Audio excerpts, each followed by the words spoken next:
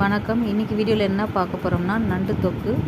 நாங்கள் நண்டு வாங்கி நல்லா ஆஞ்சி எடுத்துகிட்டு வந்துட்டோம். அந்த நண்டை இப்போது சுத்தமாக உள்ளே இருக்கிற அந்த கருப்பு இதெல்லாம் நல்லா தண்ணியில் ஒரு 2 டைம் அலசிட்டு, அதுக்கப்புறமா ஏதாவது ஓடலான்னா அதெல்லாம் பிச்சு போட்டுட்டு நல்லா தண்ணியில் கழுவி எடுத்துக்கணும்.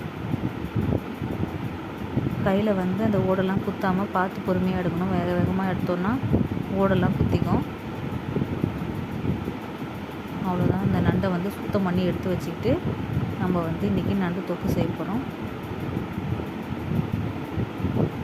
எல்லாமே ஓரளவுக்கு பெரிய பெரிய நண்டாக இருந்துச்சு எங்களுக்கு. நண்டு பார்த்திங்கன்னா சளி இருமல் இருக்கும்போது சாப்பிட்டோம்னா சளியெல்லாம் நண்டு செஞ்சு சாப்பிட்றதுனால சளியை முறிக்கும் அப்படின்னு சொல்லுவாங்க. ஸ்டவ் ஆன் பண்ணி கடாயை வச்சிடலாம்.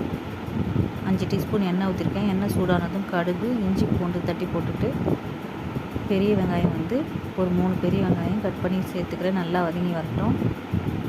அதுக்கப்புறம் மிளகு, சீரகம், வெங்காயம், தக்காளி, இஞ்சி ஒரு சின்ன துண்டு வச்சு பச்சையாகவே அரைச்சிட்டு இதோடு சேர்த்து நல்லா வதக்கி விட்டுடலாம்.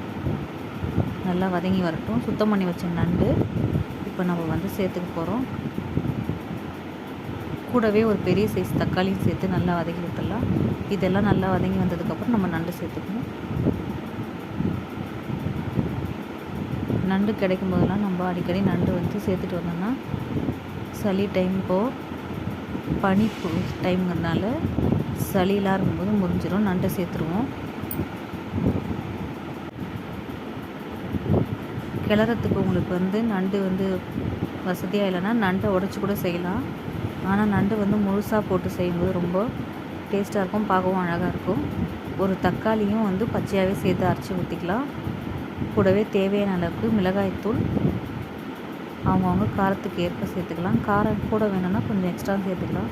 ஆல்ரெடி மிளகு நான் அதிகமாக வச்சு அரைச்சிருக்கேன். அதனால் நான் இந்த மீடியமாகவே ஒரு 3 டீஸ்பூன் மிளகாய்த்தூள் சேர்த்துக்கிட்டேன்.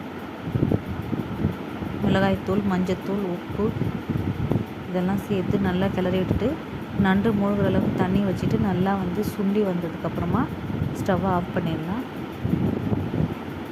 நண்டை திருப்பி திருப்பி போட்டுக்கிட்டே வந்தீங்கன்னா அடிப்பகுதி வந்த பிறகு கீழ்ப்பகுதி திருப்பி திருப்பி போட்டிங்கன்னா மேல் பகுதி, கீழ்ப்பகுதி இது எல்லாம் வெந்துடும்.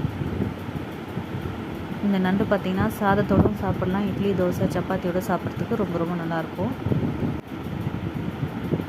நல்லா சுண்டி வந்ததுக்கப்புறம் கிளறி விட்டுட்டு ஸ்டவ் ஆஃப் பண்ணி லாஸ்ட்டாக நம்ம கொத்தமல்லி தூவி இறக்கிடலாம். ரொம்ப ரொம்ப சூப்பரான நண்டு தொக்கு ரெடி ஆகிடுச்சு. அவ்வளோதாங்க. நீங்களும் நண்டு வாங்கினீங்கன்னா இதே போல் செஞ்சு பாருங்கள். ரொம்பவும் டேஸ்ட்டாக இருக்கும்.